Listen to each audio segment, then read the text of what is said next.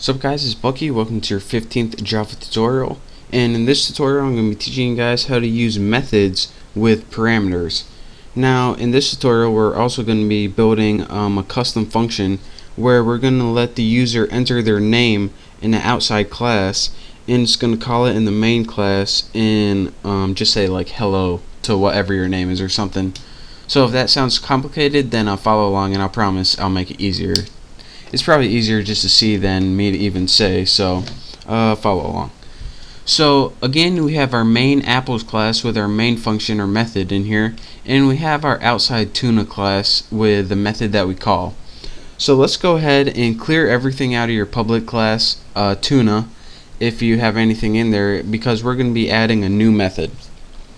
So go ahead and type as I do, public void, and we want our simple message again. And instead of just adding empty parameters, this time we needed to take an argument in our parameters, and let's go ahead and make a string variable and call it name. So again, anytime you have something in your parameters, it's called an argument. An argument or extra parameter data is pretty much any extra information that the method needs in order to work. So let me show you guys what this method actually does, and you'll see why it needs extra data. What it does is just system out print line. It just prints on the screen hello, and then it prints the name. So if you don't have a name, it would print hello and nothing. So again, an argument is any extra information that the program needs to run. So again, what this is going to do is print hello and then your name. So before we use it, we need to do a couple stuff to our main function. Of course, to enter our name, we need to import the scanner, or else we have no way of importing data to Java. So go ahead and import java.util.scanner, and this is going to allow us to use a scanner so we can give information to our program.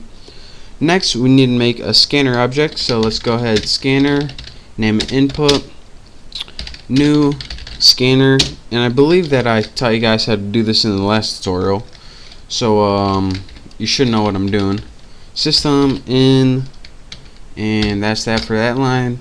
That makes that we can use the scanner. Next, go ahead and do what we did last time and create a tuna object so we can use this object to get the information from the tuna class. We just need that empty parameters. Next, let's go ahead and print system out print line, spell it right, and we just want to write a prompt to the user so it knows what to do. Enter your name here.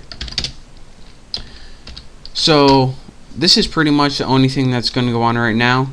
We now have text on the screen that says enter your name here. Now we need the next thing they enter to be stored in the variable name. So let's go ahead and make string name, so the variable name is equal to input next line. And I told you guys how to input integers using the scanners. Anytime you want to input a string, you use this next line method. So again, anything that the user enters is going to be stored in the variable name. So now what it's going to do is look at name and say hello name. So if you entered Bucky, it's going to say alright, Bucky equals name, so hello Bucky. So now before we do that, we need to actually use that object to call the method. So tuna object, and go ahead and put your dot separator, simple message with your name parameters. And again, unlike last time where you don't use anything at all, you have to put the argument that it takes in here. And this says again that this isn't just a method that you don't need any extra information for. We're going to give you this extra information for something because we want you to do something with it. So go ahead and let's run this program, and then I'll show you guys what it does later. Enter your name here, Bucky Roberts, and then it says hello Bucky Roberts. And let me talk you guys through this one last time. We imported the scanner because that's how we how Java allows us to input stuff in the computer, like I typed in Bucky Roberts. Without this, I wouldn't be able to type in anything. Next, in our main function, we said, alright, we want to put this just allows you to use the scanner after you imported it. We next made an object because without an object we can't use anything in this class, as I taught you in the last tutorial.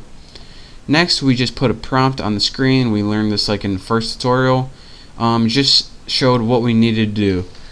Next, we put, alright, we have a variable called name. We want this to be equal to anything we type in.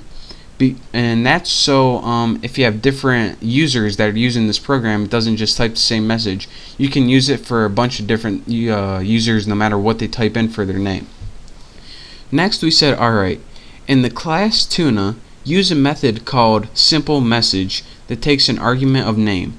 So it's going to go look at all the classes, find the one called Tuna, and find the method that's called simpleMessage, and do whatever it says to do.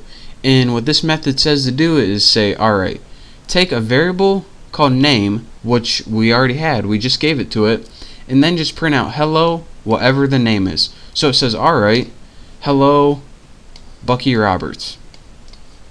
So that is how you use a method with a parameter, and that's what parameters do. It's just an extra bit of information that you might need to run a program. So again, that's your quick tutorial on how to use methods with parameters in a different class. So thank you guys for watching, and don't forget to subscribe to my channel for all my latest videos, and also check out my contests. So again, thank you, and I hope to see you in my next tutorial.